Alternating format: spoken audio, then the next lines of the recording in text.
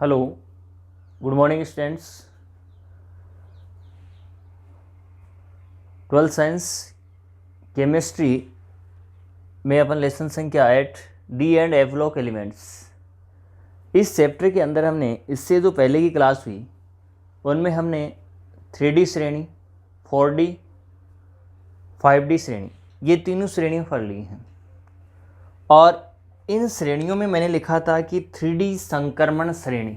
अब ये संक्रमण तत्व क्या होते हैं देखिए, आज अपन पढ़ते हैं संक्रमण तत्व किनको बोलते हैं। तो देखिए, ऐसे तत्व अपूर्ण डी कक्षक उपस्थित होता है। जैसे ही जिस तत्व का इलेक्ट्रॉनिक विन्यास लिखते हैं उनका अपूर्ण डी कक्षक पाया जाता है, यानी वे तत्व जिनमें अपूर्ण डी कक्षक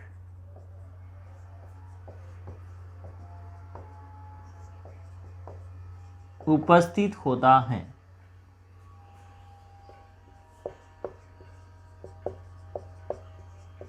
संक्रमण तत्व कहलाते हैं।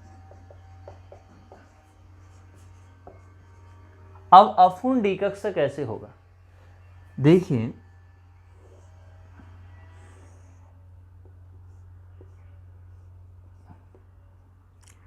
अब जो डी कोष है उसमें 1 2 3 4 5 कक्षक होते हैं।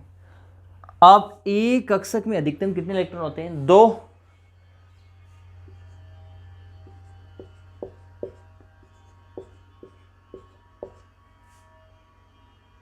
ये कैसा हुआ?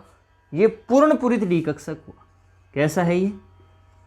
पूर्ण पूरित डी कक्षक। पूर्ण पूरित क्यों हुआ? क्योंकि डी में अधिकतम कितने इलेक्ट्रॉन आते हैं? 10, और 10 के 10 है। हॉर्न पॉली का नियम 11th क्लास से हमने पढ़ा है, पाउली का, कि विपरीत चक्रण होगा विपरीत। एक कक्षक में अधिकतम 2 इलेक्ट्रॉन और उनका चक्रण होगा विपरीत, एक का क्लॉकवाइज तो दूसरे का एंटी क्लॉकवाइज। अब देखिए, जैसे अगर इसमें हो 5 इलेक्ट्रॉन, तो एक में इलेक्ट्रॉन है, सभी का चक्रण एक दिशा में होगा, और इसको बोलेंगे हम अर्धपूरित डी कक्षक।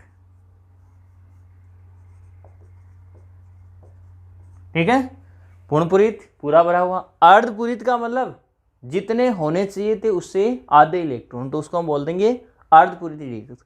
इसका स्थायित्व भी अधिक होता है और इसका स्थायित्व भी अधिक होता है। एक होता है जैसे ये, इसको बोल देंगे अपन रिक्त डी कक्षक। ठीक है, तो हमेशा रिक्त डी कक्षक, अर्धपूरित डी कक्षक और पूर्णपूरित डी कक्षक का स्थायित्व अधिकतम होता है। याद रखना, चाहे कक्षक रिक्त हो, चाहे अर्धपूरित हो, चाहे पूर्णपूरित हो, इनका स्थायित्व अधिक होता है अपूर्ण डी कक्षक की तुलना में। अब अपूर्ण का मतलब, जैसे डी में अधिकतम आने से 10, अगर मान लीजिए है 9, तो डी कक्षक कैसा हुआ? अपूर्ण हुआ। अगर मान लीजिए है 7, तो डी कैसा हुआ? अपूर्ण हुआ। अगर है 5, तो डी कैसा हुआ? अर्धपूरित हुआ। वो भी है तो अपूर्ण ही, अर्धपूरित हुआ, लेकिन है कैसा? अपूर्ण ही। अपूर्ण का मतलब पूरा भरा हुआ नहीं है। क्लियर? तो अगर डी में 10 से कम इलेक्ट्रॉन हैं, चाहे एक ही कम क्यों ना हो, तो उसको हम बोलेंगे अपूर्ण डी कक्षक। तो ऐसे तत्व जिनमें अपूर्ण डी कक्षक उपस्थित होता है उनको हम संक्रमण तत्व कहते हैं। अब देखिए इसमें आगे,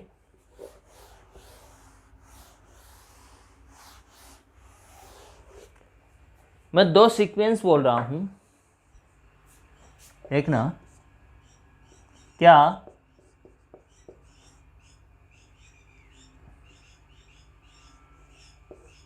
सभी डी ब्लॉक के तत्व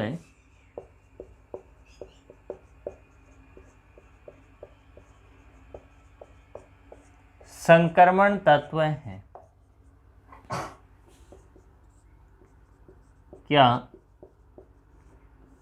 सभी डी ब्लॉक के तत्व संक्रमण तत्व नहीं है।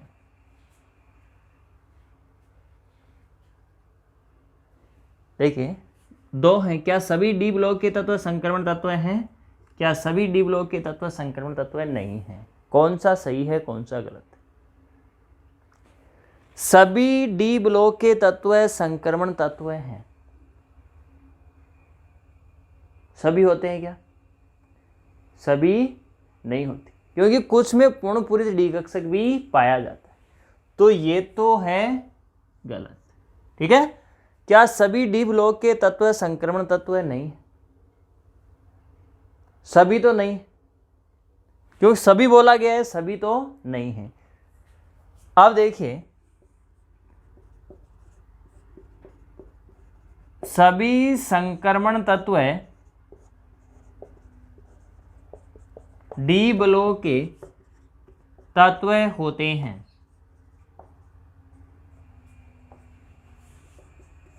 एक लिख रहा हूं, सभी संक्रमण तत्व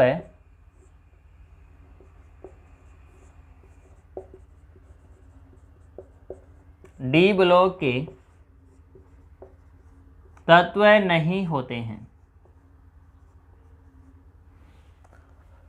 क्या सभी डी ब्लॉक के तत्व संक्रमण तत्व नहीं है? तो ये बात सही है, सभी नहीं है। ठीक है, नीचे वाले में से कौन सी सही है?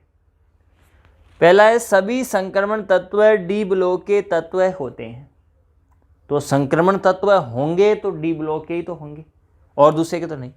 ये सही है। सभी संक्रमण तत्व डी ब्लॉक के तत्व नहीं, तो संक्रमण तत्व तो डी ब्लॉक के होते हैं, तो ये बात गलत है। तो देखिए दो पॉइंट की पॉइंट है, याद रखना। अगर संक्रमण तत्व है तो डी ब्लॉक का अवश्य होगा। ठीक है, और सभी डी ब्लॉक के तत्व हैं वो सभी के सभी संक्रमण तत्व नहीं होते। ठीक है, अब देखिए इसमें अपवाद केस कौन से नहीं होते। जैसे 3 श्रेणियां पढ़ी हमने, 3D, 4D और 5D। अब इन 3 श्रेणियों के अंदर अगर देखा जाए तो ZN, CD और HG, ये तो 3D का लास्ट, ये 4D का लास्ट और ये 5D का लास्ट, यही है। अब जिंक का अगर हम इलेक्ट्रॉनिक विन्यास लिखना चाहें तो देखिए इलेक्ट्रॉनिक विन्यास के लिए हमने लिया था ऑर्गन, 3D 10 और 4S लिया था हमने, यही किया था। जैसे कैडमियम है, कैडमियम का अगर लिखना चाहें तो हमने लिखा था क्रिप्टॉन, 4D10 और 5S2, यही लिखा था। मरकरी का लिखना चाहें तो हमने लिया था जीनोन, 4F14, 5D10 और 6S2, क्या यही लिखा था? तीनों के विन्यास यही लिखे थे अपन। अब संक्रमण तत्व कौन से तत्व कहलाते हैं? जिनमें अपूर्ण डी कक्षक पाया जाता है। अब इनमें तो पूर्ण पूरित डी कक्षक है। अब उसी संक्रमण तत्व की डेफिनेशन में एक बात और ध्यान रखना, अपूर्ण डी कक्षक कब देखते हैं? एक तो उनकी सामान्य अवस्था में, या फिर देखते हैं उनकी ऑक्सीकरण अवस्था में।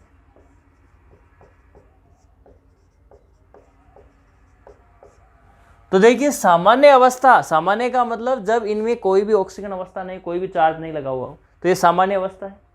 तो देखिए सही डेफिनेशन क्या होगी संक्रमण तत्वों की, जिससे आपके क्वेश्चन भी सॉल्व हो जाएंगे कि वे तत्व है जिनकी सामान्य अवस्था या उनकी ऑक्सीकरण अवस्था में अपूर्ण डी कक्षक पाया जाए, उनको हम क्या बोलेंगे?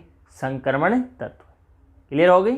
यानी वे तत्व है जिनकी सामान्य अवस्था या उनकी ऑक्सीकरण अवस्था में अपूर्ण डी कक्षक पाया जाता है उनको हम संक्रमण तत्व कहते हैं। तो यहाँ पे सामान्य अवस्था में तो डी कैसा है, पूर्ण पूरित है, अपूर्ण नहीं है। अब हम दूसरी बात और देखते हैं इनकी ऑक्सीकरण अवस्था में और देखते हैं, ठीक है। तो ऑक्सीकरण अवस्था जिंक की भी +2 होती है, कैडमियम की +2 और मरकरी की भी +2।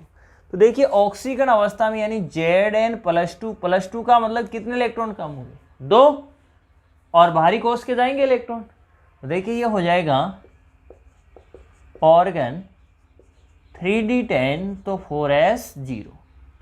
इसमें होगा कैडमियम +2 में क्रिप्टॉन 4d10 और 5s0। Mercury +2 xenon 4f14 5d10 और 6s2 के स्थान पे क्या हो जाएगा, 0। वायदम कोष के 2 इलेक्ट्रॉन चले गए, तब चार्ज कितना हुआ इनके ऊपर, +2।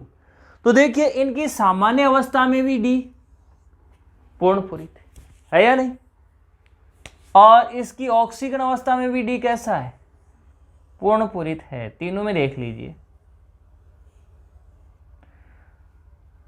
तो जिंक, कैडमियम और मरकरी ये डी ब्लॉक के तत्व तो हैं परंतु संक्रमण तत्व नहीं।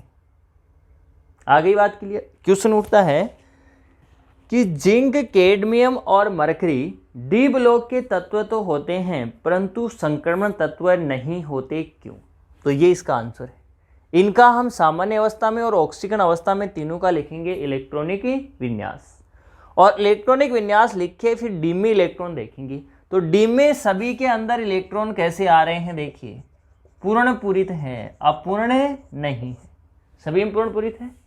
तो देखिए आंसर क्या होगा कि जिंक, कैडमियम और मरकरी की सामान्य अवस्था व इनकी ऑक्सीकरण अवस्था में पूर्ण पूरित डी कक्षक पाया जाता है, जिसके कारण ये संक्रमण तत्व नहीं है परंतु ये तीनों के तीनों डी ब्लॉक के तत्व होते हैं। हो गया आंसर के लिए। तो सभी जो डी ब्लॉक के तत्व हैं वो संक्रमण तत्व नहीं कहलाते हैं परंतु सभी संक्रमण तत्व डी ब्लॉक के तत्व होते हैं। 2 की पॉइंट हैं, अवश्य याद रखना। सभी संक्रमण तत्व डी ब्लॉक के तत्व होते हैं परंतु जो भी डी ब्लॉक के तत्व हैं वो सभी के सभी संक्रमण तत्व नहीं होते। ठीक है। अब देखिए एक बहुत ही अच्छा क्वेश्चन और है, जैसे कॉपर है Cu,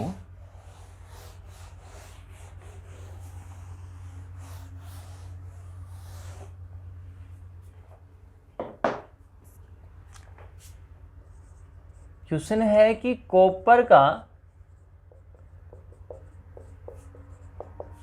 D10 विन्यास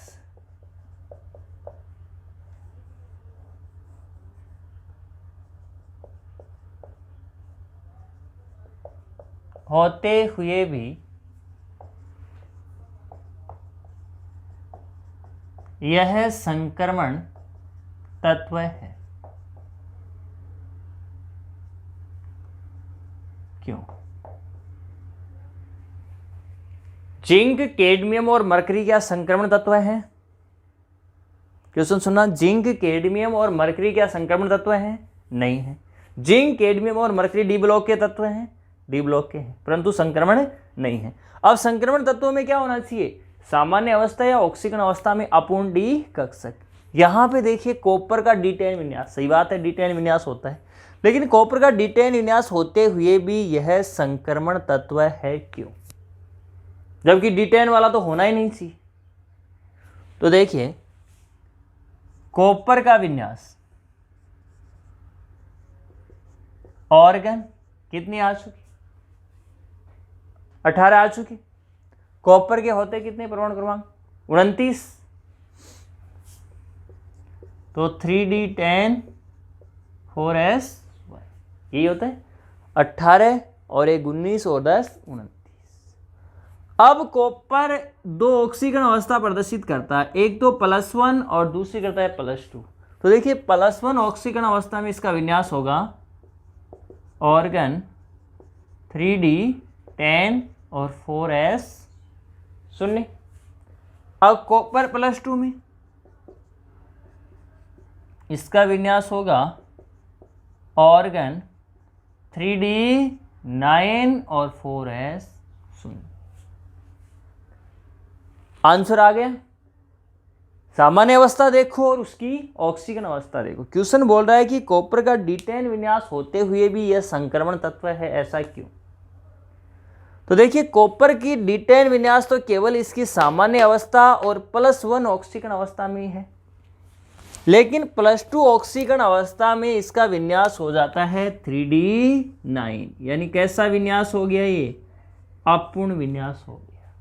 ठीक है, तो आंसर क्या होगा कि कॉपर की सामान्य अवस्था व +1 ऑक्सीकरण अवस्था में D10 विन्यास होता है, परंतु कॉपर की Cu+2 ऑक्सीकरण अवस्था में अपूर्ण D कक्षक यानी 3D9 विन्यास होता है, जिसके कारण यह संक्रमण तत्व होता है। हो गया क्लियर? यानी कॉपर को हम संक्रमण तत्व क्यों बोलते हैं, जबकि विन्यास होता है इसका D10। तो आंसर क्लियर हो गया होगा, क्योंकि कॉपर की जो Cu+2 यानी +2 ऑक्सीकरण अवस्था में इसमें अपूर्ण D कक्षक यानी 3D9 पाया जाता है, जिसके कारण यह संक्रमण तत्व कहलाता है। अब आगे हम पढ़ते हैं इन संक्रमण तत्वों के गुणधर्म,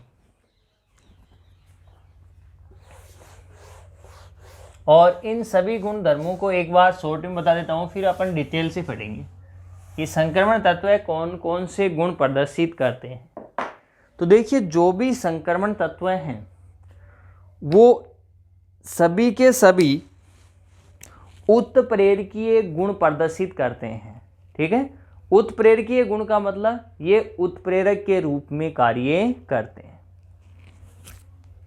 टॉपिक होगा हमारा संक्रमण तत्वों के गुणधर्म। तो देखिए कि किसके रूप में कार्य करते हैं, ये उत्प्रेरक के रूप में कार्य करते हैं। ठीक है, आगे देखें तो ये सभी के सभी होते हैं धातु, यानी इनकी प्रकृति कैसी हो गई? धात्विक प्रकृति के सभी तत्व होते हैं। ये कौन सी प्रकृति के? धात्विक प्रकृति के, यानी सभी के सभी तत्व क्या हैं? धातु। अब धातु हैं तो ऊष्मा व विद्युत के क्या होंगे? सुचालक होंगे। ऊष्मा व विद्युत के सुचालक। क्लियर हो गई बात? सभी क्या हैं? धातु हैं, तो ये तत्व ऊष्मा और विद्युत के सुचालक होते हैं, क्योंकि छोटी क्लासों में धातु के गुण पढ़े हैं। धातु ऊष्मा विद्युत के क्या होते हैं? सुचालक होते हैं। आगे ये इनके यौगिक हैं वो रंगीन होते हैं, यानी ये रंगीन यौगिकों का निर्माण। ठीक है, इनके यौगिक कैसे होंगे? रंगीन, यानी ये रंगीन यौगिकों का निर्माण करते हैं। रंगीन यौगिकों का निर्माण।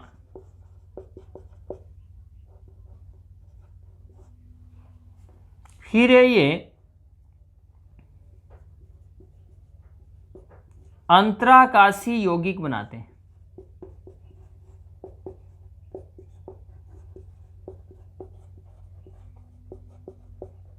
अंतराकाशी का मतलब इनके अंदर जब कोई धात्विक क्रिस्टल बनता है, ठीक है, तो उसके अंदर रह जाती है जगह, तो उस जगह के अंदर इनमें से कोई धातु आके फंस जाती है।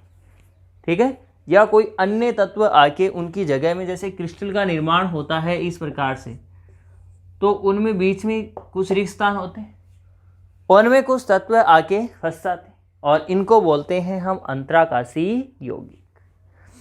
एक और होता है कि ये संकुल यौगिकों का निर्माण करते हैं।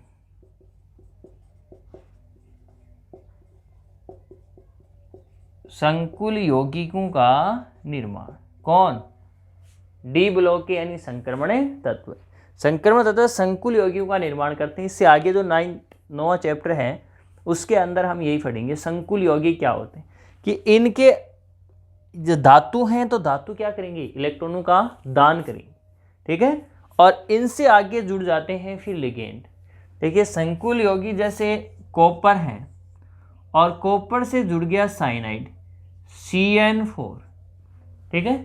अब कॉपर का जो चार्ज होता है वो ऑक्सीकरण अवस्था में +2 होता है, या फिर जैसे अपन कर लेते हैं NH3, जैसे शून्य मान लो इसको NH3 और यहाँ पे लगा दिया हमने चार्ज +2, ठीक है। अब इसको तो यहाँ पे बोलते हैं लिगेंड, और जो ये 4 नंबर है इसको हम बोलते हैं समन्वय संख्या, और ये इसको बोलते हैं केंद्रीय धातु। तो जो इस प्रकार के यौगिक होंगे उनको बोलेंगे हम संकुल यौगिक, और इन संकुल यौगिकों के अंदर जो धातु है वो कौन सी काम में आएगी, डी ब्लॉक।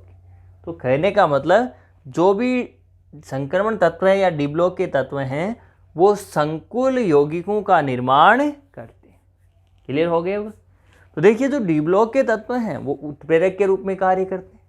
ज़्यादातर तत्व हैं धातु हैं सभी, तो ऊष्मा विद्युत के क्या होंगे, सुचालक होंगे, रंगीन यौगिक बनाएंगे, अंतराकाशी यौगिक का निर्माण करते हैं, संकुल यौगिकों का निर्माण करते हैं। अब धातु हैं तो धातुओं के बंध होते हैं परबल, ठीक है, यानी इनके जैसे मान लीजिए धातु इस प्रकार से समझिए, जैसे ये 2 परमाणु हैं आपस में जुड़े हुए हैं परबल बंध के द्वारा, तो इसको तोड़ने के लिए अधिक ऊर्जा की क्या होगी, आवश्यकता होगी। तो देखिए इनमें पाए जाते हैं परबल धात्विक बंध, परबल धात्विक बंध पाए जाते हैं। तो इससे क्या होगा, तोड़ने के लिए अधिक ऊर्जा की आवश्यकता होगी, अतः इनके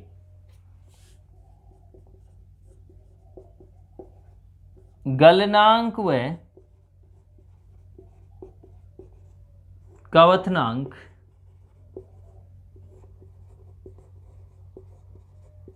अधिक होते हैं।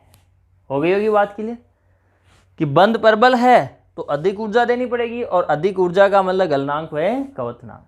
तो जो भी संक्रमण तत्वों से बने हुए यौगिक हैं उनमें परबल धात्विक बंध पाए जाते हैं, जिनको तोड़ने के लिए अधिक ऊर्जा की आवश्यकता होती है। कहने का मतलब इनके गलनांक व कवथनांक हैं वो उच्च होते हैं, यानी अधिक होते हैं। हो गई बात क्लियर? अब आगे देखिए अगला टॉपिक, इनकी अपन पढ़ रहे हैं एक सामान्य जो गुणधर्म है उसमें परमाणुवीय त्रिज्या, और डी ब्लॉक के अंदर 3D श्रेणी की परमाणुवीय त्रिज्या पढ़ते हैं।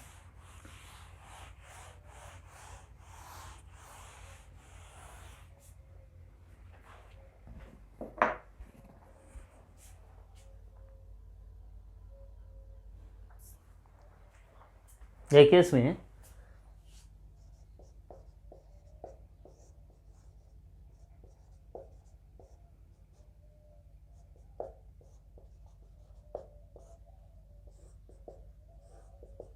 परमाणुवीय त्रिज्या, अब इस परमाणुवीय त्रिज्या के ऊपर 2 कारक कार्य करते हैं।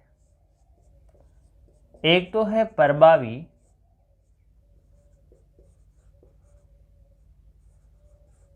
नाभिकीय आवेश,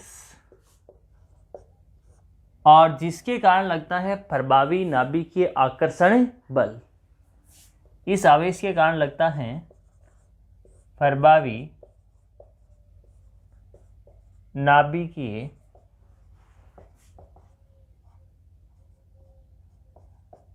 आकर्षण बल, जिसको शॉर्ट में जीफ भी बोलते हैं,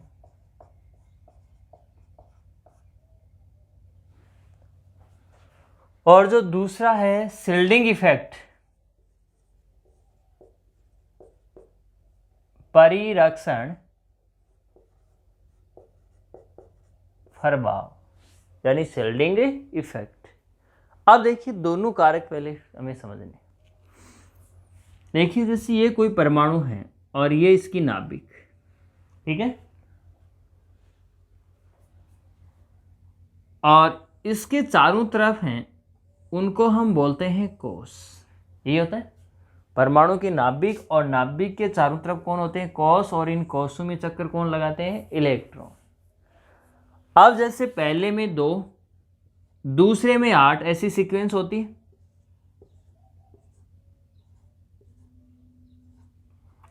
8, 16, 32 इलेक्ट्रॉन चलते रहते हैं, इलेक्ट्रॉनिक विन्यास लिखते हैं तो, ठीक है। अब देखिए इसको मैंने थोड़ा छोटा ही बनाया इसको। जैसे 3D श्रेणी के बारे में अपन पढ़ रहे हैं। अब 3D श्रेणी स्केडियम से कहाँ तक चलती है? जिंक तक, ठीक है। अब नाभिक है, नाभिक में हमेशा कौन सा चार्ज होता है? धनावेश होता है, क्योंकि नाभिक में कौन से कण होते हैं? प्रोटॉन और न्यूट्रॉन। न्यूट्रॉन है वो निरावेशित और प्रोटॉन होता है धनावेशित, तो नाभिक के ऊपर चार्ज कौन सा हो गया? धनावेशित। इलेक्ट्रॉन के ऊपर चार्ज होता है ऋणावेशित। अब इलेक्ट्रॉन के ऊपर ऋणावेश है, नाभिक के ऊपर धनावेश है, तो प्लस माइनस में क्या होगा? आकर्षण होगा। यानी यह नाभिक है, यह नाभिक इलेक्ट्रॉनों को अपनी तरफ क्या करेगी? खींचेगी, ठीक है। अब मान लीजिए इसमें बाह्यतम कोश, ये इतना ही बना रहा हूँ, यानी नाभिक है वो इलेक्ट्रॉनों को अपनी तरफ खींचेगी। किसके कारण? अपने धनावेश के कारण। तो परमाणु का जितना बड़ा आकार था उतना बड़ा न रह के उससे क्या हो जाता है? थोड़ा छोटा हो जाता है, ठीक है। यानी परमाणु क्रमांक बढ़ने के कारण नाभिक में धनावेश बढ़ता है। कहने का मतलब प्रोटॉन की संख्या बढ़ती, प्रोटॉन की संख्या बढ़ेगी तो नाभिक का धनावेश बढ़ेगा, जिसके कारण यह नाभिक बाह्यतम कोश के इलेक्ट्रॉनों के ऊपर अपना आकर्षण बल लगाती है। उस आकर्षण बल को ही बोलते हैं प्रभावी नाभिकीय आकर्षण बल।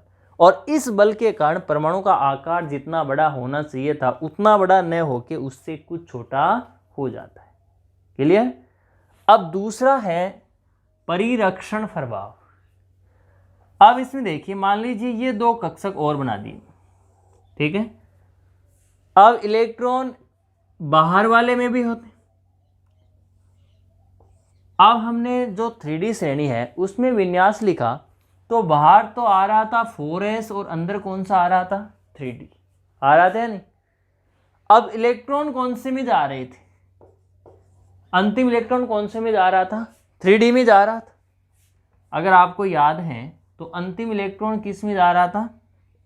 3D के अंदर जा रहा था, यही है। अब जैसे मान लीजिए 3D के अंदर इलेक्ट्रॉन चला गया, अब यहां इलेक्ट्रॉन और यहां भी इलेक्ट्रॉन, और इलेक्ट्रॉन के ऊपर सेम चार्ज होता है ऋणावेश, तो समान आवेशों में हमेशा क्या होगा? प्रतिकर्षण होगा। तो इलेक्ट्रॉन में हुआ प्रतिकर्षण, तो प्रतिकर्षण होगा तो देखिए यहां से इसका आकार क्या होगा? बढ़ेगा, और आकार बढ़ेगा तो पहले की तुलना में कुछ ही फैल जाएगा। यानी जो डी ब्लॉक के तत्व हैं उनके अंदर अंतिम इलेक्ट्रॉन जाता है। इसमें देखा जाए 3D श्रेणी के तो 3D, या इसको हम बोलते हैं उपांतेय कोश। कौन सा कोश? उपांतेय कोश, या इसी को बोल सकते हैं आंतरिक कोश। यानी डी ब्लॉक तत्वों के अंदर इलेक्ट्रॉन हैं वो उपांतेय कोश या आंतरिक कोश के अंदर प्रवेश करते हैं, जिसके कारण ये बाह्यतम कोश के इलेक्ट्रॉन पर प्रतिकर्षण प्रभाव लगाते हैं या प्रतिकर्षण बल लगाते हैं। क्यों? क्योंकि इलेक्ट्रॉन में समान आवेश होता है, तो जिसके कारण ये बाह्यतम कोश के इलेक्ट्रॉन के ऊपर प्रतिकर्षण प्रभाव लगाएंगे तो परमाणु का आकार पहले की तुलना में बढ़ जाएगा। इसी प्रभाव को बोलते हैं अपन परिरक्षण प्रभाव। क्लियर हो गया? प्रभावी नाभिकीय आकर्षण बल तो क्या है? परमाणु की नाभिक द्वारा बाह्यतम कोश के इलेक्ट्रॉनों को अपनी तरफ खींचना, ठीक है। और परिरक्षण प्रभाव क्या है, बाह्यतम कोश के इलेक्ट्रॉनों को बाहर की तरफ धकेलना, जिसके कारण कोश है उसका आकार क्या हो जाएगा, बढ़ जाएगा। क्यों बढ़ेगा, क्योंकि इलेक्ट्रॉन किस में जा रहे हैं, उपांत या आंतरिक कोश में, और इनमें आपस में क्या होगा, समान आवेश, तो कौन सा बल लगेगा, प्रतिकर्षण बल, और जिसके कारण परमाणु का आकार बढ़ जाएगा। इसी प्रभाव को बोलते हैं परिरक्षण प्रभाव। अब इसमें देखिए, जैसे 3D श्रेणी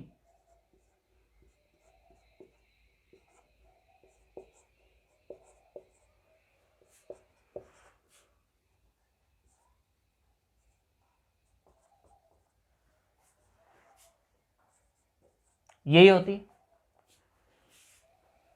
scandium, titanium, vanadium, chromium, manganese, iron, cobalt, nickel, copper और जिंक। अब देखिए इस श्रेणी के अंदर यहां से लेके यहां तक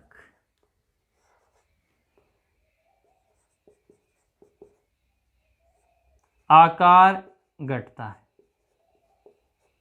ठीक है। और जैसे इधर से चल रहे हैं इधर, तो आकार घटेगा। इन तीन तत्वों का यहां पे आकार समान रहता है,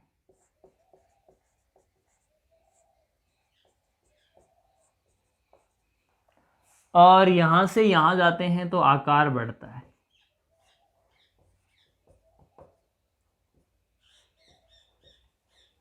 ठीक है। अब क्वेश्चन आता है ऐसा क्यों, तो इसके आंसर के लिए कौन से कारक होंगे, प्रभावी नाभिक के आवेश और परिरक्षण प्रभाव। अब देखिए कंडीशन क्या है, 3 कंडीशन लिख रहा हूं। जैसे अगर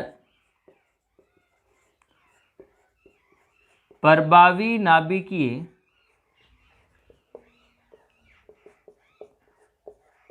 आकर्षण बल ये है अधिक किससे, परिरक्षण प्रभाव से। देखिए प्रभावी नाभिकीय आकर्षण बल अधिक होगा किससे, परिरक्षण प्रभाव से, यानी अंदर की तरफ खींचेगा तो आकार बढ़ेगा या घटेगा। तो इसकी लास्ट में जो परिणाम हो क्या निकलेगा, यानी ऐसी कंडीशन होगी तो क्या होगा, आकार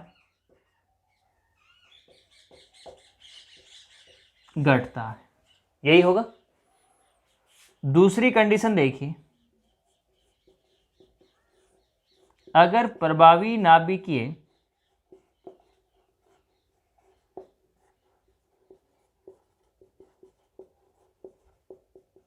आकर्षण बल ये तो है कम,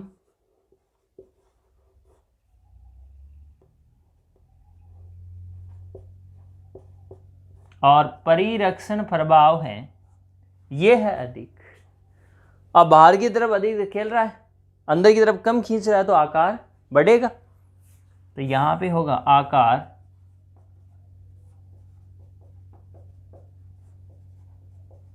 बढ़ता है।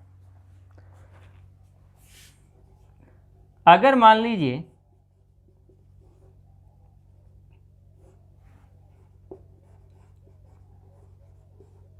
प्रभावी नाभिकीय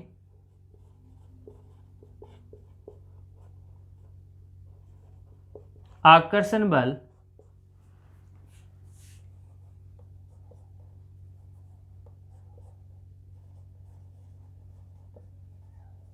और परिरक्षण प्रभाव ये दोनों बराबर हैं, दोनों के दोनों बल क्या लग रहे हैं, बराबर, तो आकार क्या रहेगा, समान रहेगा।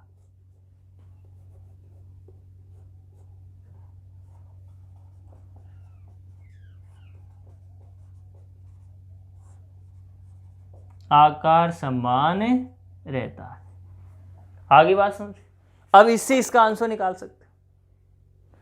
देखिए आकार घट रहा है, तो घटता क्यों आकार, कौन सा बल अधिक हो गया, प्रभावी नाभिकीय आकर्षण बल। तो देखिए स्कैंडियम से मैग्नीज तक जाने पर आकार घटता है, क्यों, क्योंकि प्रभावी नाभिकीय आकर्षण बल का मान परिरक्षण प्रभाव से अधिक होता है। अब ये प्रभावी नाभिक के आकर्षण बल अधिक क्यों होगा? क्योंकि इधर से इधर जा रहे हैं तो परमाणु क्रमांक बढ़ रहा है, परमाणु क्रमांक बढ़ रहा है तो इलेक्ट्रॉनों की संख्या भी बढ़ रही या नहीं? कहने का मतलब इलेक्ट्रॉन भी बढ़ रहे हैं, परमाणु क्रमांक बढ़ रहा है तो प्रोटॉन भी बढ़ रहे हैं, प्रोटॉन भी तो बढ़ रहे हैं।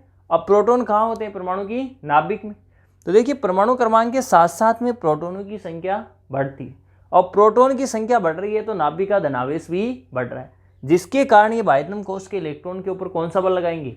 प्रभावी नाभिकीय आकर्षण बल, और इनका आकार क्या होगा? घटेगा। यहां आकार समान रहता है। देखिए इधर से इधर जा रहे हैं तो प्रोटॉन तो सभी में बढ़ रहे हैं, परंतु यहां आकार समान क्यों रहता है? देखिए FeCO और निकेल तीनों का आकार लगभग समान रहता है। क्यों? क्योंकि इधर से इधर जाने पर परमाणु क्रमांक बढ़ने के साथ में प्रोटॉनों की संख्या तो बढ़ती है, लेकिन इसी के साथ में इलेक्ट्रॉनों की संख्या ही बढ़ती है। और इलेक्ट्रॉन कौन से कोश में प्रवेश करते हैं? आंतरिक कोश में। तो आंतरिक कोश में प्रवेश करने से कौन सा बल लगेगा? परिरक्षण प्रभाव। परिरक्षण प्रभाव हो गया नहीं? तो यहाँ पे परिरक्षण प्रभाव और प्रभावी नाभिकीय आकर्षण बल दोनों क्या हो जाते हैं? बराबर, जिसके कारण इनका आकार क्या रहेगा? समान रहेगा। क्लियर? लास्ट में देखिए कॉपर से जिंक तक जाने पर आकार बढ़ता है। क्यों? क्योंकि वही परमाणु क्रमांक इनकी तुलना में इनका और भी अधिक है, तो इलेक्ट्रॉनों की संख्या और बढ़ेगी। अब देखिए इलेक्ट्रॉनों की कहाँ जा रहे हैं? आंतरिक कोश में, तो परिरक्षण प्रभाव का मान क्या होगा? अधिक होगा।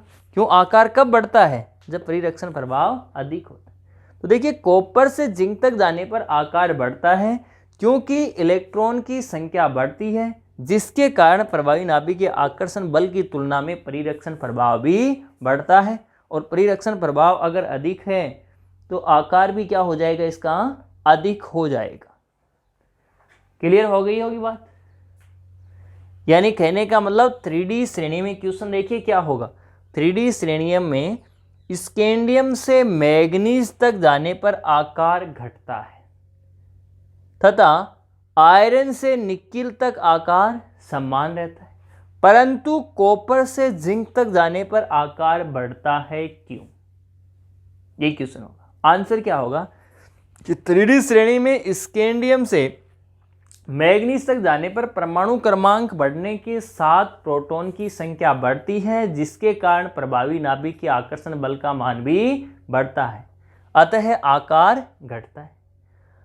आयरन से निकिल तक जाने पर परमाणु क्रमांक बढ़ने के साथ में प्रभावी नाभिक के आकर्षण बल बढ़ता है, परंतु इसी के साथ में परिरक्षण प्रभाव भी बढ़ता है और दोनों बल आपस में बराबर हो जाते हैं, जिसके कारण इनका आकार समान रहता है। कॉपर से जिंक तक जाने पर परमाणु क्रमांक बढ़ने के साथ प्रभावी नाभिक के आकर्षण बल तो बढ़ता ही है, परंतु इसकी तुलना में परिरक्षण प्रभाव बहुत अधिक बढ़ता है, क्योंकि इलेक्ट्रॉन की संख्या आंतरिक कोश में क्या हो जाती है? अधिक हो जाती है, जिसके कारण वो बाह्यतम कोश के इलेक्ट्रॉनों को बहुत ज़्यादा क्या करेंगे? प्रतिकर्षित करेंगे। तो परिरक्षण प्रभाव का मान अधिक होगा, अधिक होने के कारण इनका आकार बढ़ता है। क्लियर? अब आगे एक क्वेश्चन देखिए कि जो 3D श्रेणी है, इस 3D श्रेणी में जैसे मैं लिख रहा हूं M का मतलब धातु, सभी धातु, और 3D श्रेणी की जो आयनिक अवस्था है और आयनिक अवस्था में सामान्य ले रहा हूं +2। तो 3D श्रेणी की M+2 अवस्था में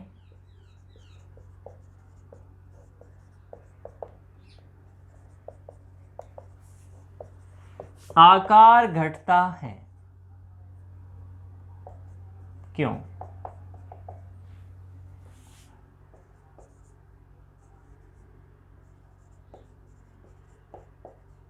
ये है 3D श्रेणी की M+2 अवस्था में आकार घटता है, या बोल सकते हैं कि आयनिक अवस्था में आकार घटता है। ऐसा क्यों? देखिए जैसे ही +2 अवस्था आएगी तो +2 अवस्था का मतलब इसमें होते हैं 3D और 4s। बाह्यतम कौन सा होगा? 4s, और आंतरिक कौन सा होगा? 3D। अब जैसे ही चार्ज बढ़ेगा तो इलेक्ट्रॉन हमेशा बाह्यतम कोश में से जाते हैं। अब +2 का मतलब बाह्यतम कोश में इलेक्ट्रॉन की संख्या क्या रहेगी? 0। ठीक है? जैसे ये परमाणु की है नाभिक और ये है परमाणु के कोश, अब मान लीजिए ये है 4s सपोज कीजिए और ये है 3d। अब 4s में तो कोई इलेक्ट्रॉन है ही नहीं, तो क्या परिरक्षण प्रभाव लगेगा क्या? यानी अगर +2 अवस्था है तो इस +2 अवस्था में 4s में इलेक्ट्रॉन की संख्या हो जाती है 0। परिरक्षण प्रभाव कब लगेगा? जब बाह्यतम कोश में इलेक्ट्रॉन है और आने वाले इलेक्ट्रॉन भरे जाते हैं आंतरिक कोश में, जिसके कारण क्या होता है? प्रतिकर्षण बल लगता है। लेकिन अब बाह्यतम कोश में तो कोई इलेक्ट्रॉन है ही नहीं, तो प्रतिकर्षण बल क्या हो गया? नगण्य, यानी परिरक्षण प्रभाव नहीं लगेगा। आकार किससे बढ़ता है? परिरक्षण प्रभाव से। घटता किससे है? प्रभावी नाभिकीय आकर्षण बल से। तो देखिए इसकी जो M+2 अवस्था है इसमें बाह्यतम कोश में इलेक्ट्रॉनों की संख्या 0 हो जाती है, अर्थात कहने का मतलब परिरक्षण प्रभाव नगण्य होता है। तथा जो आयनिक अवस्था में जो आयन है इसके ऊपर केवल प्रभावी नाभिकीय आकर्षण बल ही लगता है, जिसके कारण इनका आकार लगातार घटता है। तो देखिए आकार की सीक्वेंस हो जाएगी स्कैंडियम जैसे टाइटेनियम,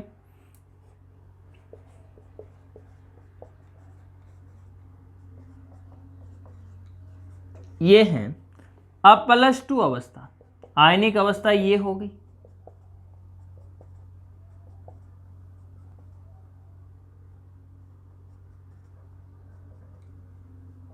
ये हो गई आयनिक अवस्था और आकार क्या हो जाएगा? घट जाएगा, ये आंसर। यानी 3D श्रेणी की आयनिक अवस्था या M+2 अवस्था में इनका आकार घटता है क्यों? ठीक है, या क्वेश्चन होगा कि 3D श्रेणी को उनकी M+2 अवस्था में आकार के घटते क्रम में लिखी, तो ये हो जाएगा क्रम। अब ये होगा क्यों ऐसा? आंसर क्या होगा कि 3D श्रेणी के अंदर जो M+2 यानी आयनिक अवस्था है इसमें बाह्यतम कोश में इलेक्ट्रॉनों की संख्या 0 होती है, अर्थात परिरक्षण प्रभाव नगण्य होता है। लेकिन इधर से इधर जा रहे हैं तो परमाणु क्रमांक बढ़ता है, बढ़ेगा या नहीं? प्रोटॉन की संख्या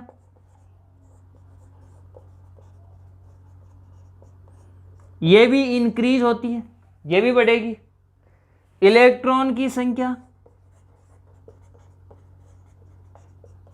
ये भी क्या होगी? इंक्रीज होगी, बढ़ेगी। अब देखिए प्रोटॉन भी बढ़ रहे हैं, इलेक्ट्रॉन भी बढ़ रहे हैं, परंतु परिरक्षण प्रभाव नहीं लग रहा है। तो कौन सा लग रहा है? केवल प्रभावी नाभिकीय आकर्षण बल। यानी इधर से इधर जा रहे हैं तो प्रोटॉन बढ़ रहे हैं, प्रोटॉन बढ़ रहे हैं तो नाभिक के ऊपर आवेश बढ़ रहा है, आवेश बढ़ रहा है तो बाह्यतम कोश के इलेक्ट्रॉनों को अपनी तरफ और ज्यादा क्या करेगा? खींचेगा, जिसके कारण आकार में क्या होगी? कमी होगी। आगे बात समझ? ठीक है, तो ये हो गया 3D श्रेणी का जो आकार का क्रम है वो 2 कारक प्रभावित करेंगे, एक तो प्रभावी नाभिकीय आकर्षण बल और दूसरा होगा परिरक्षण प्रभाव। और आयनिक अवस्था में हमेशा आकार घटता है, लेकिन जो सामान्य अवस्था है उसके अंदर अलग अलग आकार घटता भी है, समान भी रहता है और बढ़ता भी। उसके कारण मैंने आपको बता दें। आज की क्लास यहीं पे समाप्त होती है।